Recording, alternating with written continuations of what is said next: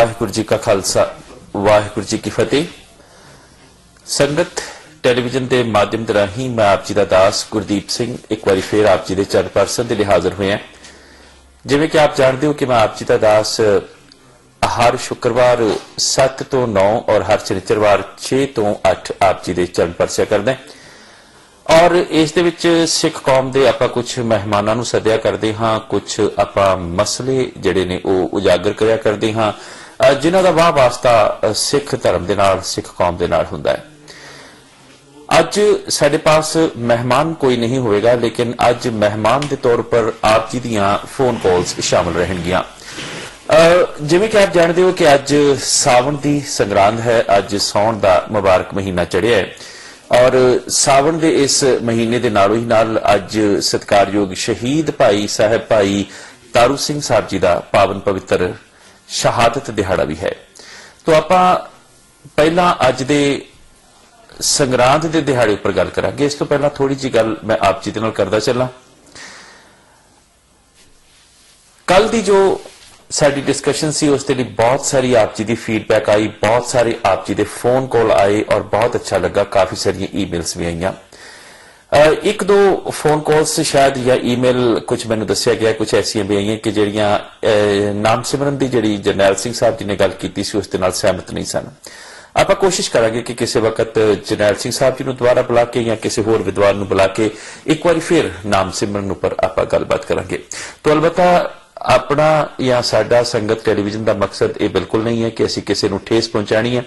आप रल मिल के विचार करने ने, क्योंकि जिवें मैं कल भी आप जी के चरणों में बेनती की सी कि ना मैं आप जी का दास, ना संगत टेलीविजन और ना आप सारे अथॉरिटी नहीं हाँ, आप सारे रल मिल के पंथ बनते हाँ और पंथ की गल करना साडा फर्ज बनता है। आप पंथक गल्लां करनियां ने, पंथक विचारां करनियां ने। हो सकता है कि उस दे विच आप जी के ख्याल किते ना सहमत हुंदे होण, लेकिन इसका मतलब ये नहीं है कि आप कोई ऐसी भाषावली का इस्तेमाल करो जिहड़ी कि सानूं शोभदी नहीं है। जाहिर तौर पर मैं ये भी समझदा कि कुछ व्यक्ति साडे विच सरकारी तौर पर वड़ आए ने जिहड़े कि ये समझते हैं कि जो सच कह रहा है ये क्यों कह रहा है, क्योंकि सरकार दीयां जिहड़ियां शक्तियां उन्होंने फिर दबांदियां ने कि देखो उत्थे सच की गल हो रही है, तुसीं की कर रहे हो, तुहानूं असीं सिखां दे भेख विच वाड़िया होया। वो फिर अपने आप नूं वड्डा सिख साबित करते हैं ते नाल ही फिर वो ऐसी शब्दावली का इस्तेमाल करते हैं कि असीं डर जाइए। गुर के सिख का फर्ज डरना नहीं है। अलबत्ता फिर भी सिक्खी की भावना दे नाल जे कोई विचार साझे करना चाहे तो आप किसी न किसी रिजल्ट उपर किसी न किसी नतीजे पर पहुंच सकते हैं, लेकिन इस तरह कोई हल नहीं निकलेगा।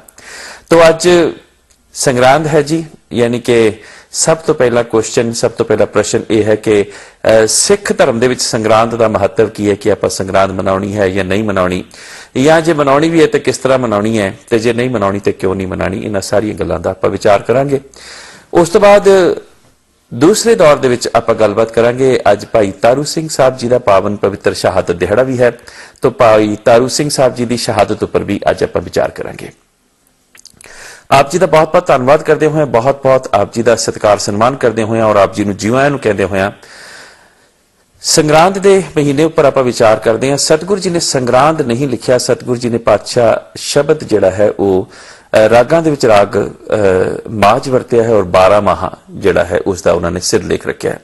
12 माह का मतलब आप समझते हाँ कि 12 महीने का मतलब 12 महीने, 12 माह का मतलब 12 महीने। तो 12 महीनों दे विच जिहड़ी सतगुरु जी ने सानू गल समझाई है उस गल नूं समझाण तो पहला, क्योंकि हर एक महीने के मुताबिक गल समझाई गई है, लेकिन गल समझाण तो पहला सतगुरां ने बहुत स्पष्ट बहुत सीधे तरीके दे नाल सानू समझा दिता है। 12 माह माज महला पंजवां घर चौथा, एक ओंकार सतगुर प्रसाद, किरत कर्म के विछड़े कर कृपा मिलो राम। ये 12 माह तो पहला है, क्योंकि मैं बेनती की सी कि आपां नूं संगरांद मनानी चाहिए है या नहीं मनानी चाहिए, क्योंकि 12 माह उपर आप विचार कर रहे हैं। विचार अज दे सावन के महीने उपर भी आप करांगे, क्योंकि जाहिर तौर पर जिन्ने को प्रोग्राम मैं देखे अपने टेलीविजन उपर बार बार उन्होंने उपर यह कहा गया जी कि सावन की रुत आई है, तीयां की रुत आई है, या फिर सावन के दिन या सावन की संक्रांति, क्योंकि मिथिहासिक धर्म वाले इसनूं संक्रांति कहते हैं कि यह शिवलिंग नूं पूजन का दिन हुंदा है। हुण इस शिवलिंग नूं भी पूजन का क्यों दिन हुंदा, आपां इस उपर भी थोड़ा जिहा जरूर विचार करांगे जिस वक्त सावन के महीने उपर मैं गल करांगा। सब तो पहला प्रश्न यह है कि संग्रांद शब्द कित्थों आया है? असल दे विच जिस वक्त किसी भी चीज की तब्दीली हुंदी है तो उस तब्दीली नूं आपां क्रांति कहने आ। क्रांति तो क्रांति शब्द का मतलब है तब्दीली। जिवें कि कोई गुलाम कौम आज़ादी वल वधदी है या आज़ादी हासिल करती है तो आप कहने कि इस सन दे विच उन्हां दे विच क्रांति आई, भाव तब्दीली आई। कल तक वो गुलाम सी, अज वो आज़ाद हो गए, तब्दीली आई। इत्थे क्रांति किस किस्म की है? इत्थे क्रांति रुत दी है, मौसम की। मौसम बदलता है। कल हाड़ का महीना सी, यानी कि गर्म रुत सी, हुण सावण। ते जिहड़े मिथिहासिक धर्म वाले वो कहते हैं कि सूरज जदों संक्रमण करके एक राशि दे विचों दूसरी राशि विच जांदा है तो उस वक्त क्रांति आती है, यानी कि मौसम की तब्दीली आती। सूरज संक्रमण करता है एक राशि चो बदल के दूसरी राशि का। दूसरी गल मैं नाल ये भी करता चला कि सिख धर्म दे विच असीं किसी राशि आदि नूं भी नहीं मिलते, क्योंकि सिख की जिहड़ी अप्रोच अकाल पुरख तक है वो डायरैक्ट है। सतगुरां ने सीधे रूप दे विच सानूं एक अकाल पुरख की पूजना की, एक अकाल पुरख के जपना की, एक अकाल पुरख नूं ध्याउण की गल समझाई है। तो वो कहते हैं कि सूरज संक्रमण करता है और एक राशि दे विचों दूसरी राशि दे विच जांदा है, और जिस वक्त एक राशि दे विचों दूसरी राशि दे विच जांदा है तो उस वक्त क्रांति आंदी, भाव रुत की तब्दीली आंदी है। हुण सतगुर की कहना चाहते हैं? पातशाह जिहड़े ने ना वो रुत की तब्दीली दे नाल सतगुरां दे सिद्धांत का कोई संबंध नहीं, क्योंकि सा रुत सुहावी जित तुद समाली। एक बड़ा स्पष्ट जिहा गल कही गई है कि रुत उही सुहावनी है, क्योंकि सतगुर ने पातशाह पंचम ने ही माज राग दे विच गुरु ग्रंथ साहब जी दे अंग 318 उपर यह गल स्पष्ट कह दी कि नानक सही दिन सुहावड़ा, जित प्रभ आवे चित, जित दिन विसरे पार ब्रह्म फिट भलेरी रुत। दिनस केड़ा सुहावड़ा है, दिन केड़ा सुहावना है, दिन केड़ा सुभाग भरिया है जिस दिन अकाल पुरख चित आउंदा है। तो सतगुर ने स्पष्ट कर दिता कि नानक सही दिनस सुहावड़ा, वो दिन सुहागड़ा है, वो दिन सुभाग भरिया है। केड़ा दिन सुहागड़ा है, केड़ा दिन? जिस दिन पार ब्रह्म आवे चित, जिस दिन अकाल पुरख परमात्मा पार ब्रह्म चित आउंदा है। और जिस दिन अकाल पुरख परमात्मा चित नहीं आउंदा, सतगुर स्पष्ट रूप दे विच कहंदे ने कि उस दिन की हुंदा है? उस दिन जिहड़ी रुत है वो पिट पलेरी रुत है। वो उस रुत का सिख संदर्भ दे नाल कोई संबंध नहीं। नानक सही दिनस सुहावड़ा, जित प्रभ आवे चित, जित दिन विसरे पार ब्रह्म फिट पलेरी रुत। तो इत्थों एक गल तो अपने असीं स्पष्ट रूप दे विच समझ सकते हैं कि असीं किसी दिन या किसी समय दे विच नहीं बदलना, क्योंकि बेनती फिर वही कि सतगुरु जी ने जी पहली गल समझाई है वो है कि किरत कर्म के विछड़े कर कृपा मिलो राम, चार कुंट दै दिस भ्रमय थक आए, प्रभ की साम देन तुदै ते बाहरी किते ना आवे काम, जल बिन साख कुमलावती उपजे नाहे दाम, हर नाह न मिलिए साजने कत पाइये विश्राम, जित कर हर कंत न प्रगटी पाठ नगर से ग्राम। नगर शरीर का प्रतीक है, वो ग्राम, वो शरीर, वो नगर, वो पठ ने जिथे परमात्मा प्रभु दा प्रगट नहीं है, प्रगासा नहीं है। हुण गल की है कि सतगुर ने सब तो पहली गल सानू समझाई किरत कर्म के विछड़े, और आखिर दे विच इस वक्त पातशाह 12 माह नूं खत्म करते हैं तो सतगुर स्पष्ट रूप दे विच कहंदे ने माह दिवस मूर्त भले, जिसको नदर करे नानक मंगे दर्शदान, कृपा करो हरे।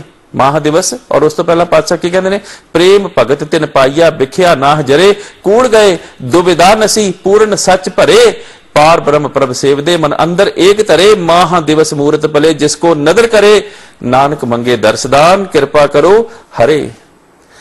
गल दर्श दे दान दी है, और गल किस दी है? माह दिवस मूर्त भले, भाव हर माह, हर मुहूर्त, हर महीना, हर दिहाड़ा भला है, केड़ा जिसको नदर करे नानक नदरी नदर निहाल। तो यह गल मैं आप जी दे नाल विचार गोचरे इस करके लियांदी क्योंकि सिख धर्म जिहड़ा है वह कर्मां उपर आधारित धर्म है।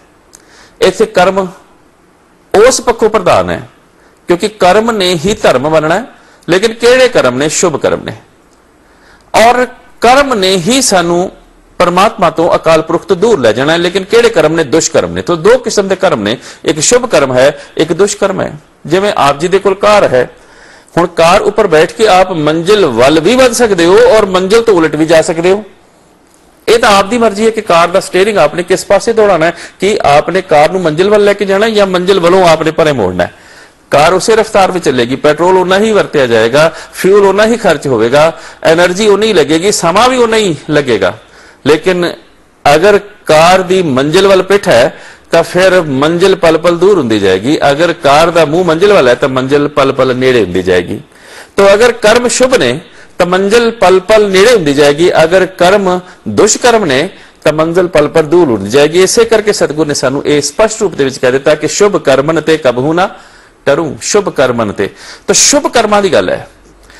सतगुरु जी की पवित्र बाणी जपजी साहब जी का जो आप अध्ययन करते हैं तो पातशाह ने वो भी तो सानू स्पष्ट कह दिता ना, कर्म की गल वो भी समझा दी ना, जो 5 खंडा की गल है।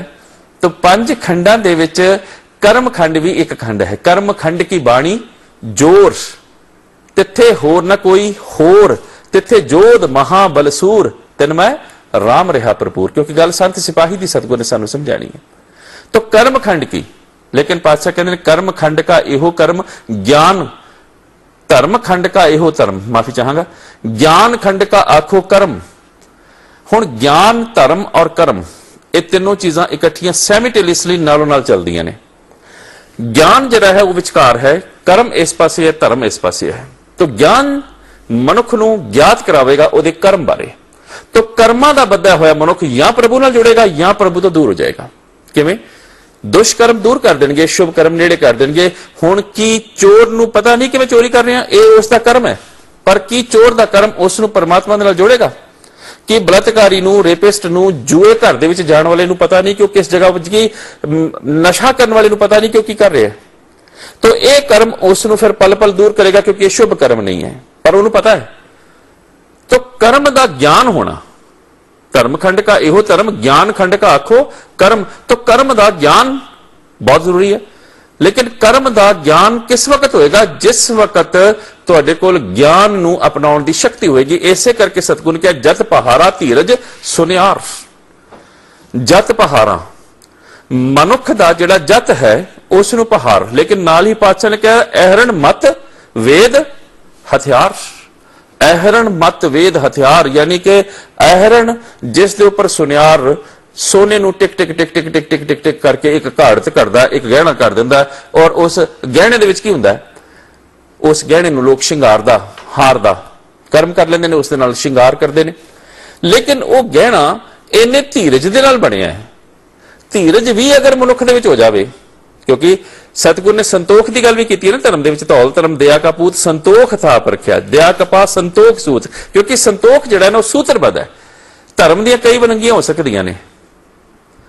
सेवा धर्म की वनंगी है, सिमरन धर्म की वनंगी है, कर्म धर्म की वनंगी है, सिरड़ धर्म की वनंगी है, और सिदक धर्म की वनंगी है, मिठ बोलना धर्म की वनंगी है, हुक्म पाना, ये सब धर्म दी वनंगियां ने, और इदा ही कई ने।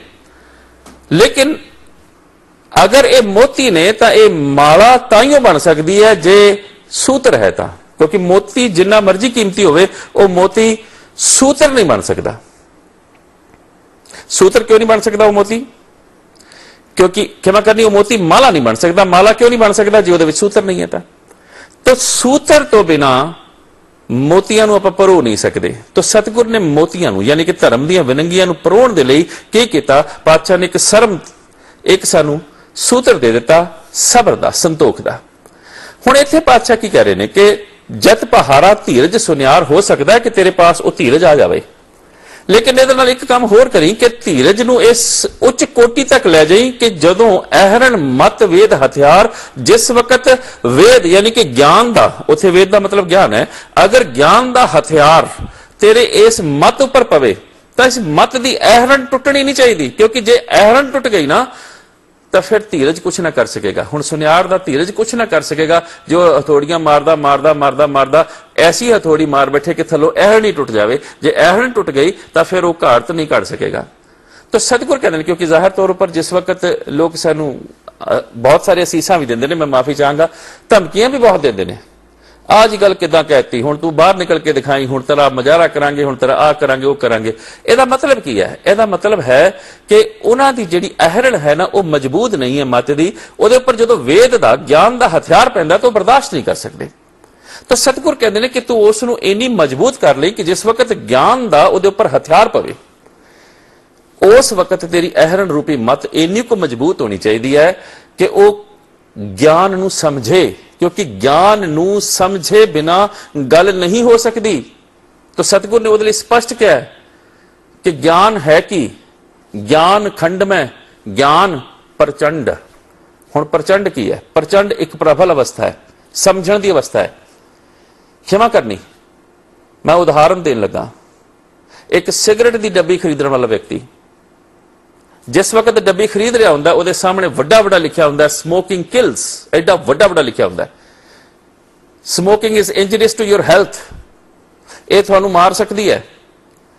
कि पढ़ने वाले नू इस गल का ज्ञान नहीं हो गया कि जिसने खरीदी है उसमें इस गल का ज्ञान नहीं है कि की लिखा होया, जेड़ा प्रोडक्ट नू वेचण वाला है, जेड़ा प्रोडक्ट बनाने वाला है, जिसने कारखाने दे विच बनाई, वो खुद लिख रहा है कि यह चीज जिहड़ी गंदी है, यह तुहानू कतल कर सकती है। तो फिर की जिसने खरीदी है उसनू ज्ञान नहीं सी? ज्ञान सी। तो फिर होया कि ज्ञान प्रचंड अवस्था विच नहीं सी। प्रचंड अवस्था वो अवस्था है जिथे ज्ञान होवे और ज्ञान नू मन लैण दी जांच भी होवे। क्षमा करनी, सिख दे घर जिहड़ा जन्मे है उन्होंने पता नहीं कि मैं केस कतल करा के गुनाह कर रहा, कि कोई कह सकता कि मैनू ज्ञान नहीं सी? ज्ञान हुंदियां सुनदियां वो नाई कोल क्यों गया? क्योंकि ज्ञान तां सी पर ज्ञान प्रचंड अवस्था विच नहीं सी। जिन्नी देर तक प्रबल या प्रचंड अवस्था दे विच ज्ञान नहीं होएगा उन्नी देर तक मनुख ज्ञान नू समझ नहीं सकेगा। तो सतगुरु ने ज्ञान खंड में ज्ञान प्रचंड इस करके ज्ञान प्रचंड कर दिता कि तेरे पास ज्ञान होवे और ज्ञान नू मनण दी शक्ति भी होवे। और मनण दी शक्ति कदों होएगी? जदों अहरण मत वेद हथियार, जदों ज्ञान दा हथियार तेरे ऊपर पवेगा और तेरी अहरण इन्नी मजबूत होवेगी कि उस ज्ञान नू एक्सेप्ट करेगी। सिख दे घर जन्म लैके तू केस कतल करवा लवें और तू कहे कि मेरे ते गुरु दी मेहर नहीं हुई, ये तो झूठ बोल रहे कि जदों मेहर होएगी उदों केस रखांगे। कैसा गुमराह कुन लोग बेटी और विचार रखते हैं। और मेरे वर्गे कहते हैं गल तो ठीक है, सिक्खी ढिड विच होनी चाहिए है। मेरे वर्गे कहते गल तो ठीक है। क्यों सिक्खी ढिड विच क्यों होनी चाहिए है? सिक्खी दिमाग विच क्यों नहीं होनी चाहिए? सिक्खी सोच विच क्यों नहीं होनी चाहिए? सिक्खी होश विच क्यों नहीं होनी चाहिए? सिख दे घर जन्म लैके उसनू ज्ञान नहीं है कि मैं केस कतल नहीं कराने, लेकिन प्रचंड अवस्था दे विच नहीं है। तो ज्ञान होवे और प्रचंड अवस्था दे विच होवे, इस करके सतगुरु ने कर्म नू विचकार रखिया है। धर्म इस पासे है, ज्ञान इस पासे है। क्षमा करनी, ज्ञान नू विचकार रखिया है, कर्म इस पासे है और धर्म इस पासे है। धर्म खंड का एहो धर्म, ज्ञान खंड का आखो कर्म। हुण ज्ञान खंड का आखो कर्म, ज्ञान होएगा तो मनुख अपने कर्म नू निभा सकेगा। अन्यथा नहीं, सिख दे घर जन्म लैके जे ज्ञान हो गया लेकिन कर्म रूप दे विचों निभा नहीं सकिया। हुण कर्म प्रैक्टिकल है, प्रयोग है। प्रैक्टिकल की कहंदा, प्रयोग की कहंदा? प्रयोग कहंदा साबित सूरत। प्रयोग कहंदा दस्तार सिरा, तेरी सूरत साबित है, तेरे सिरे ऊपर दस्तार है, ये प्रैक्टिकल है। और कर्म जिस वक्त, क्योंकि दुष्कर्म भी प्रैक्टिकल ही है। क्षमा करनी, जो चोर चोरी करन जांदा है ना, ये ओदा प्रैक्टिकल है। जो डाका मारन डाकू जा रहा है ओदा प्रैक्टिकल है, लेकिन वो दुष्कर्म के रूप में प्रैक्टिकल कर रहे हैं। सिख जदों अपने गुरु दे कहे मुताबक उस रस्ते नू अपनाउंदा है जिस रस्ते नू सतगुर पातशाह जी दी बाणी दे विच बाबा फरीद जी कहंदे जो गुरदीसे वाट मुरीदा जो लिए, जो गुरदीसे वाट, वाट रस्ता है जिहड़ी गुरु ने वाट दस्ती रस्ते दे विच, उस रस्ते नू अपनाया किन्ने? मुरीदा, मरीद होके जो लिए पाए चल पिया। चलना ही प्रैक्टिकल है, चलना ही प्रयोग है। ते चलना किवें? इन्हां लत्तां नाल नहीं चलना। क्षमा करनी, इन्हां लत्तां दे नाल तां आपां केवल संसारक कर्म निभा सकते हैं, शरीर दे नाल केवल संसारक कर्म। लेकिन वो चाल केड़ी है? वो चाल भगतां दी है, कर्म रूपी चाल। चाल निराली भगतां केरी बिखम मार्ग। ये बिखम मार्ग केड़ा है? ये बिखम मार्ग धर्म दा मार्ग है। ते धर्म दे मार्ग उपर चलदे होए तेरे पास सच है, तेरे पास करैक्टर है, तेरे पास जरूरत है। सतगुरु ने सारी वो गल सिख दे विच भरी, जरूरत भरी जो तो प्रेम खिलन का चाहो। जरूरत दे लई फिर प्रयोग किया। की प्रयोग किया? बाबर नूं सरेआम जाबर किया। ये प्रयोग है धर्म दा। ਇਹੋ ਹੀ ਜ਼ਰੂਰਤ सतगुरु ने भरी गुरसिख दे विच। तेरे पास वो जरूरत है या कि एवं खाली साडे वर्गे गरीबां उपर ही बड़का मारन जोगा है? वो जरूरत अपने अंदर जे पैदा कर सके हैं तो फिर धर्म की राखी दे लई उस जरूरत का इस्तेमाल कर, ना कि धर्म के प्रचारकां नूं धमकाउण दे विच। तो जाहिर तौर पर जिस वक्त मनुख अपने कर्म नूं समझेगा और कर्म समझाएगा ज्ञान, तो ज्ञान कर्म दे विच जदों मिक्स होएगा, शामिल होएगा, उदों बनेगा वो धर्म। और वही ज्ञान रूपी किया हुआ कर्म हमेशा शुभ होएगा, क्योंकि जेड़ी गल सतगुरु सानू समझाना चाहते हैं। तो इस करके पातशाह ने 12 माह तो लिखे, लेकिन गल पहला केड़ी की? कर्म दी। किरत कर्म के विछड़े कर कृपा मेलो राम। असी अपने कर्मा करके विछड़ गए सीगे, लेकिन मिलांगे किवें? कर्म मिलावन हार सानू साडे कर्म ही मिलाउणगे। और विछड़े हैं तेरे पासों इस करके तेनू मिलाउण दे लई असीं जतन किहड़ा करना, कर्मां दा जतन करना। सतगुर ने इस करके 12 माह पहलां लिख दिता कि किते मत तू उस भुलेखे दे विच रही कि सूरज ने संक्रमण कीता, रुत तब्दील होई है, मौसम तब्दील होया, मौसम दे तब्दील होण दे नाल अज दा दिन जिहड़ा आया इस दिन ही केवल तू गुरुद्वारे जाना, बाकी दिन क्योंकि लोग कहंदे जी इस दिन जरूर जाओ। और इहदा फायदा कौन उठाते हैं? वो लोग जिहड़े उस दिन फिर मेले ला लेंदे ने अपने डेरिया उपर, अज पूर्णमासी है जी, अज मस्या है, जिन्हां दा सिख धर्म दे नाल, सिख धर्म दे नाल कोई संबंध नहीं है।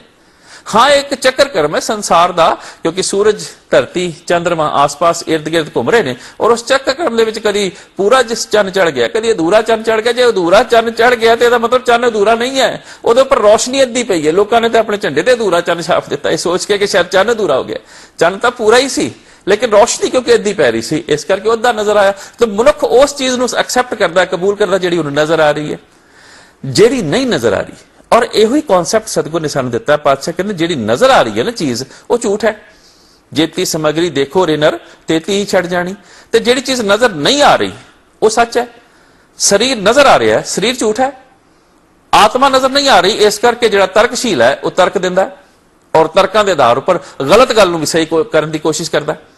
आत्मा नजर नहीं आ रही। सतगुर कहते हैं मनुख की त्रासदी है कि छोड़ जाए तिसका शर्म करे, छोड़ जाए। अज ही सानू छड्ड के जाने वाली है, तिसका शर्म करे, ये मेहनत करता है। पातशाह ये नहीं कहते कि ये मेहनत नहीं करनी, इनू सजाना सवारना नहीं, ये वर्जिश नहीं करनी, इनू चंगे खाने नहीं खवाने, सतगुर ने किते नहीं कहा। हाँ पातशाह इन्ना जरूर कहते हैं कि ख्याल रखी कि जिहड़ी चीज तुसीं इस लई सज सवार लई कर रही है, अगर इना कोई ध्यान उस पासे वाल भी देवे जिहड़ी चीज संग सखाई तिस पर हरे, जिहड़ी चीज संग सखाई उस तो परे हो गया, उन्होंने परे कर दिता।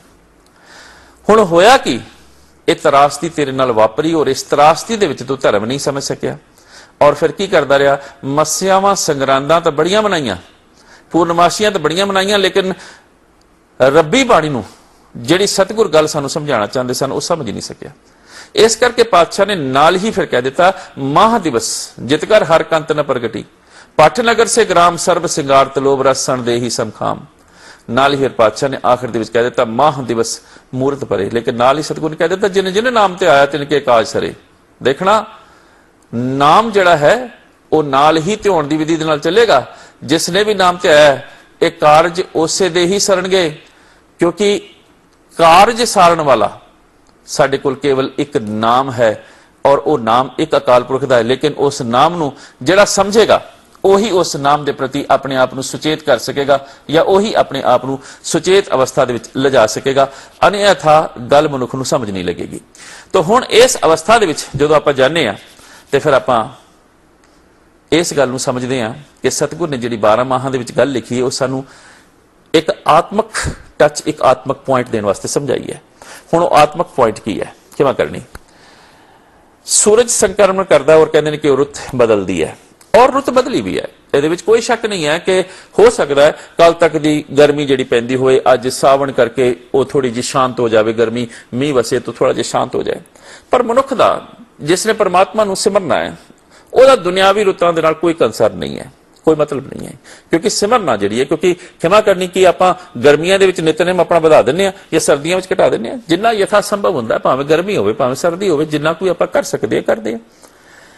हुण कल तक जिहड़ी गल सतगुर ने सानू समझाई सी उसका वास्ता अज फिर पाया। कल पातशाह ने की समझाया सी? सतगुर ने कल समझाया सी सानू कि कल हाड़ का महीना सी, आसार तपंदा तिस लगे, हर नाउ न जिन्ना पास।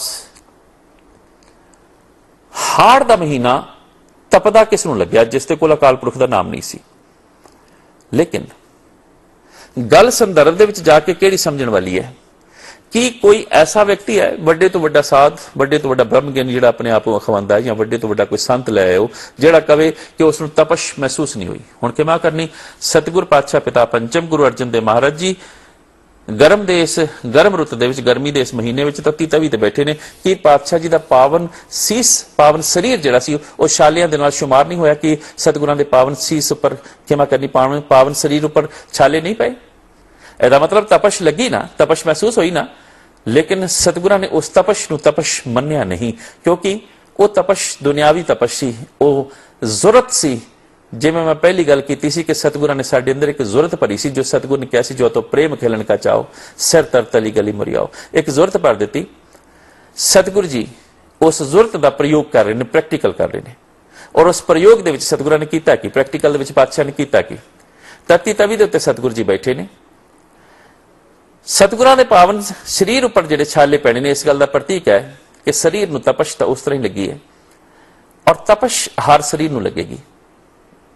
लेकिन पातशाह कहते ने आसाड़ तपंदा तिस लगे हर नाव न जिन्ना पास, और नाल ही पातशाह ने आखिर दे विच कह दिता आसाड़ सुहंदा तिस लगे जिस मन हर चरण निवास। हुण इत्थों सानूं इह गल समझ लग जानी चाहिए है कि बाणी का संबंध आत्मक है, तो यह तपश विकारां दी तपश है। जिस प्राणी ने अपने ज्ञान के कर्मां दे राहीं धर्म नूं समझ लिया है, विकारां दी तपश उसका कुछ बिगाड़ ना सकेगी। हुण तपश शरीर नूं नहीं लगेगी ऐसा नहीं है, लेकिन जिस शरीर नूं तपश लगती है वह शरीर फिर तपश तो दूर होने का यतन करता है। इस करके वो एयर कंडीशन लै आंदा है, पखा लै आंदा है, कूलर लै आंदा है कि ताकि मैनूं सरीरक रूप में तपश ना लगे। उन्हें यतन किया तो अपने आप को तपश तो बचा लिया। इस तरह ही आत्मक रूप के हर एक दे अंदर एक तपश है। सतगुर कहते जे तेरे पास नाम का यतन है, क्योंकि दुनियावी यतन के नाल तू सरीरक तपश नूं मिटा लिया, जे तेरे पास नाम का यतन है तो वाहिगुरु दे नाम दे जपन दे नाल फिर जिहड़ी विकारां दी तपश है वह तेरा कुछ बिगाड़ ना सकेगी, क्योंकि तपश दूर नहीं होएगी। क्षमा करनी तपश उस तरह ही लगी है सतगुरु जी नूं भी, पर पातशाह ने उसनूं सबर, क्योंकि सबर की गल भी तो आप धर्म के नाल ही की ना सूत्रबद्ध, और सबर की सब तो वड्डी मिसाल जिहड़ी सतगुरु गुरु अर्जन देव महाराज ने दी है शायद वो कोई होर दे भी ना सकेगा। क्योंकि एक वक्त ऐसा भी आया जिस वक्त हर चीज तत्ती, तवा भी तत्ता है, अग भी तत्ती है, रेत भी तत्ती है, रुत भी तत्ती है, मौसम भी तत्ता है, और वक्त का हाकम भी तत्ता है, रेत पाण वाला भी तत्ता है। और ऐसा भी वक्त आया कि वक्त का एक सब तो बड़ा फकीर वह भी एक वक्त तत्ता हो गया कि जे तेरा हुक्म होवे तो मैं इट नाल इट खड़का सकदा दिल्ली दी, एक वक्त वह भी तत्ता हो गया। ये सारे जिन्ने भी तत्ते हुए ये अगन तो दूर ने। सतगुर पिता अगन के उपर बैठे हुए ने, और लेकिन सतगुर पिता शांत ने, और वो कह रहे ने कि तू ये कह रहे है कि मैं जिहड़ा कसूरवार है ओदी इट नाल इट खड़का सकदा।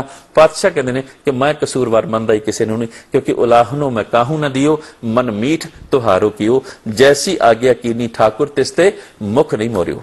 एक बड़ी स्पष्ट गल सतगुर ने सानूं समझा दी। तो तपश जिसम नूं भी लगेगी, तपश आत्मा नूं भी लगेगी, लेकिन आत्मा की तपश विकारां दी है, और जिसम की तपश जिहड़ी है, जिसम की तपश जिहड़ी है वो संसारक रुत दी है। गर्मी दे विच तपश हुई है, गर्म रुत दे विच जिहड़ी तपश है उसने सताया है। लेकिन दोनों ही तपशां नूं दूर करन दा साधन वखरा वखरा है। शरीर नूं तपश लगी है तो मनुख ने यतन किया, कूलर ले आया। आत्मा नूं विकारां दी जे तपश लगी है, पर इत्थे एक सवाल होर भी उठता है, प्रश्न होर भी उठता है कि दुनियावी तौर पर मनुख विकारां दे विच ही जीव रहे ने। हुण क्षमा करनी इत्थे एक गल होर आपां क्लीयर कर दईए, साधन उही करदा, यतन उही करदा जिसनूं तपश महसूस हुंदी है। जिन्नी देर तक मनुख जीवंदा है उसनूं तपश महसूस हुंदी है। जिहड़ा मरिया होया मनुख है कि उसनूं तपश महसूस हुंदी है? मरे मनुख नूं तां सरेआम लोग लजा के साड़ दिंदे ने, वो फिर भी चीख पुकार नहीं करदा। इस तरह जिहदी जमीर जींदी है ना, उन्होंने विकारां दी तपश महसूस हुंदी है। जिहदी जमीर मर चुकी है, जिस तरह मरे हुए मनुख नूं तपश महसूस नहीं हुंदी, जिहदी जमीर ही मरी हुई है, जिहड़ा धर्म दे नाल जुड़िया ही नहीं, जिहड़ा धर्म तो टुटिया होया है, उही विकारां दे विच होएगा। इस करके विकारां दी तपश उन्होंने महसूस ही नहीं हो रही। जे विकारां दी तपश महसूस नहीं हो रही तो फिर वो तपश नूं बुझाउण दा साधन क्यों करेगा, क्यों जपेगा वो नाम?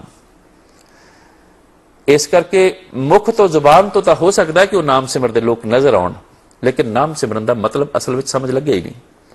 तो जाहिर तौर पर सतगुरु उस आत्मक तपश के लिए सानू कहते हैं आसाड़ तपंदा तिस लगे हर नाव न जिन्ना पास, आसाड़ सुहंदा तिस लगे जिस मन हर चरण निवास, वाहिगुरु दे नाम दा चरणां दा निवास। हुण आपां अज दा जिहड़ा सावन दा महीना चढ़िया है, इस महीने उपर विचार करते हैं। सौण का जिहड़ा महीना, क्योंकि पातशाह ने स्पष्ट कर दिता है कि माह दिवस मूर्त भले जिसको नदर करे।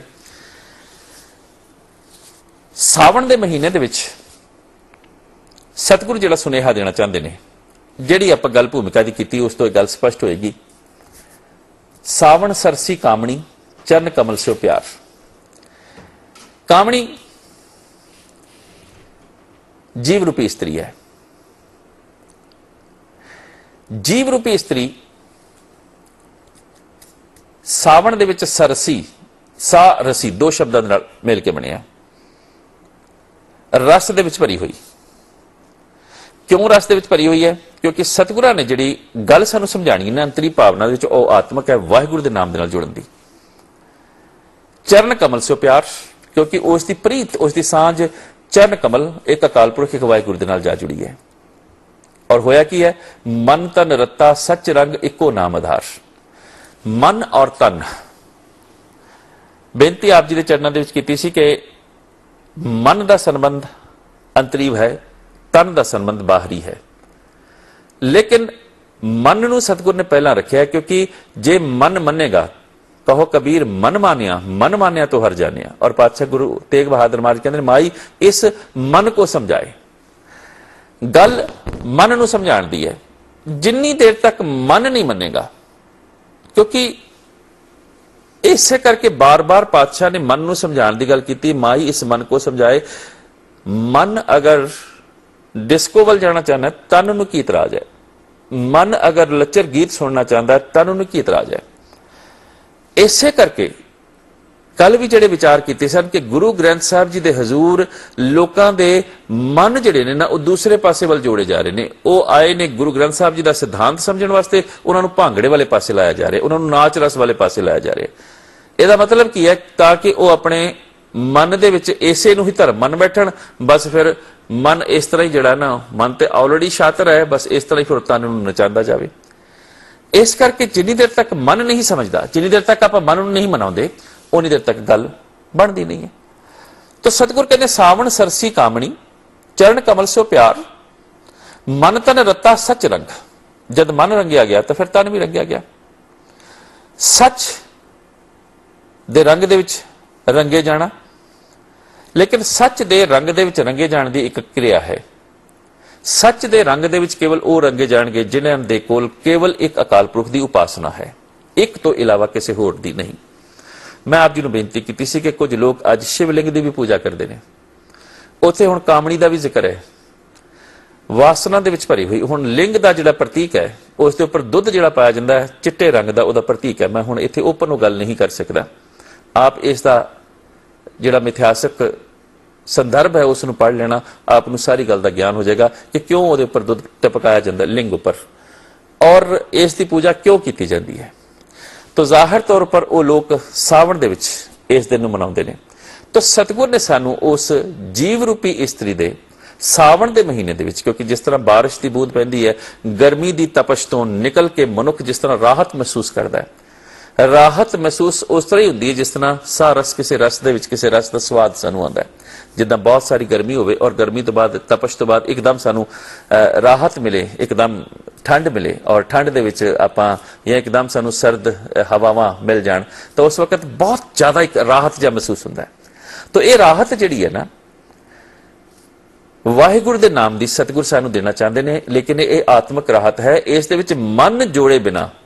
और मन जुड़ेगा कदों? जदों एको नाम आधार, जदों एक नाम का आधार होएगा। क्योंकि मन जिहड़ा जोड़ना है ना, वो एक नाम दे नाल जोड़ना है। क्योंकि एक नाम दे नाल लोकी जुड़ नहीं सके, एक अकाल पुरख दे नाल लोग जुड़ नहीं सके। इस करके अलग अलग देवी देवते बना ले गए, अलग अलग साधन बना ले गए, और धर्म दे विच भी माया लै आंदी। आपां माया किस पक्षों लै आंदी कि ये लक्ष्मी है, धन दी देवी है, जे धन चाहिदा तो इस देवी नूं पूजो, जे चिंता है तो चिंतापुरी नूं पूजो, जे अपने कुछ होर चाहिदा है, जे किसी चीज की कोई इच पूरी करनी है तो आह वाली देवी नूं पूजो। तो संसार दे विच इस तरह। और सतगुर ने फिर इहदा साफ ही कह दिता कि इच्छा पूरक सर्ब सुखदाता हर जाके वस है, काम देना सो ऐसा हर ते आइए मेरे जेड़े सर्व सुख पावे मेरे मना। तो गल इथों बिल्कुल स्पष्ट हो गई कि सतगुर ने सीधा सानू डायरैक्ट एक अकाल पुरख की पूजना की गल की है।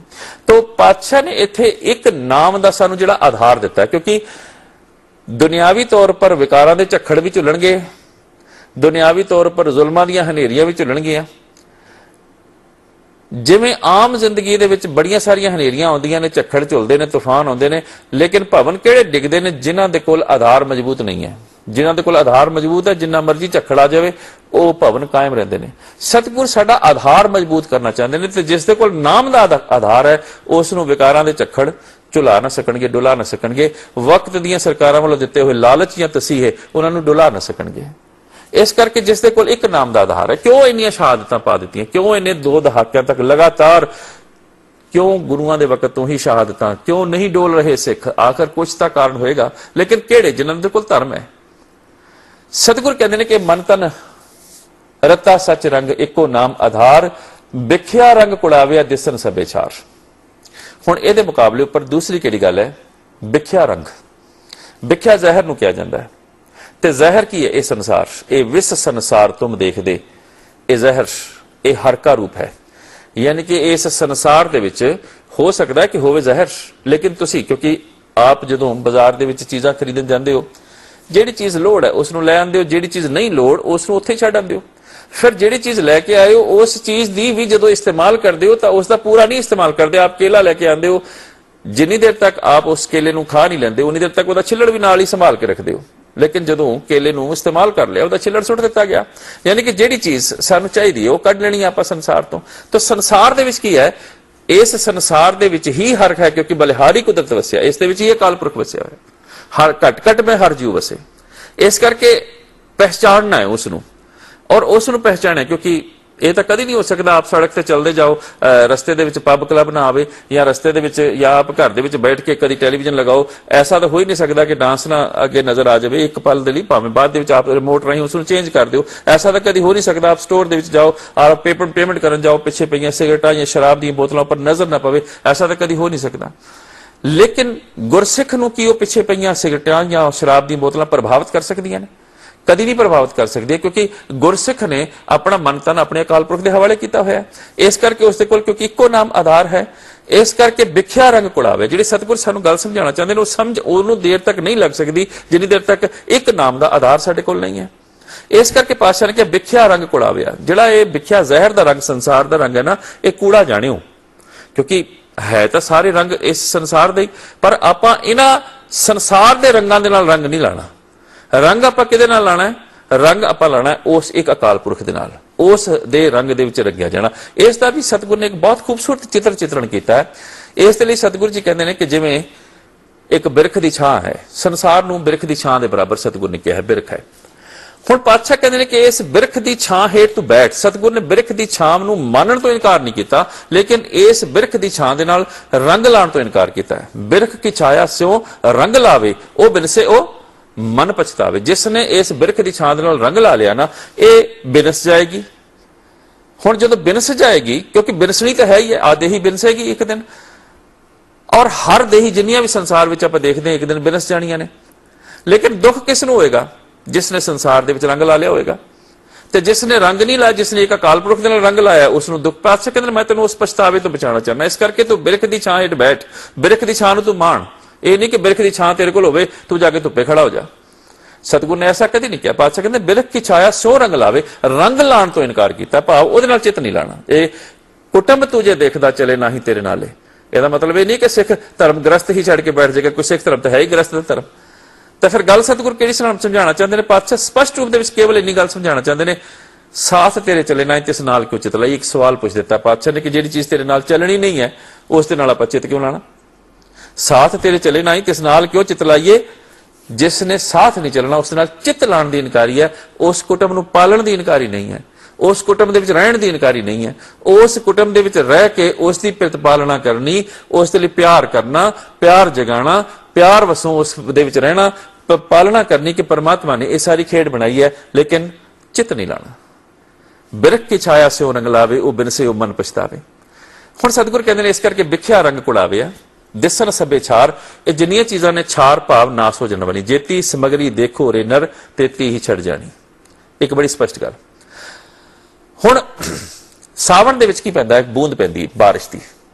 ਸਤਿਗੁਰ ਕਹਿੰਦੇ ਨੇ ਕਿ ਸਾਵਣ ਹੋਵੇ ਜਾਂ ਨਾ ਹੋਵੇ ਉਹਦੇ ਨਾਲ ਕੋਈ ਫਰਕ ਨਹੀਂ ਪਵੇਗਾ ਜੇ ਤੇਰੇ ਕੋਲ ਵਾਹਿਗੁਰੂ ਦੇ ਨਾਮ ਦੀ ਬੂੰਦ ਨਹੀਂ ਹੈ ਤਾਂ। ਤੇ ਵਾਹਿਗੁਰੂ ਦੇ ਨਾਮ ਦੀ ਬੂੰਦ ਮਿਲੇਗੀ ਕਿੱਥੋਂ? ਸਿਮਰਨ ਦੇ ਨਾਲ।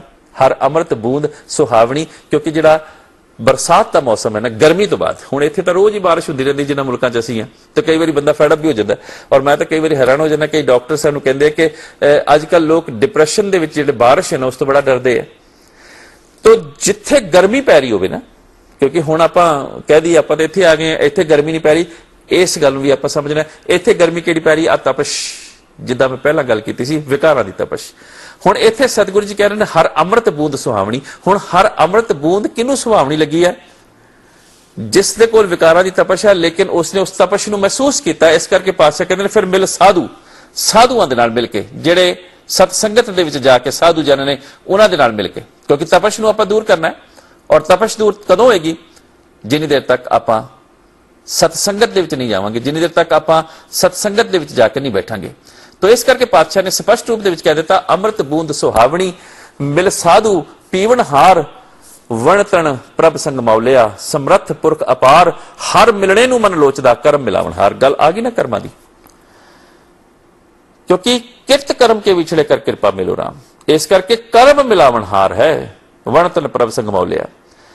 जिहड़ा तन मन है ना वो अकाल पुरख दे नाल मिल के ही खेलेगा, मौलिया खेलेगा, अन्यथा नहीं। क्योंकि समर्थ अगर कोई है तो एक अकाल पुरख है, समर्थ पुरख अपार।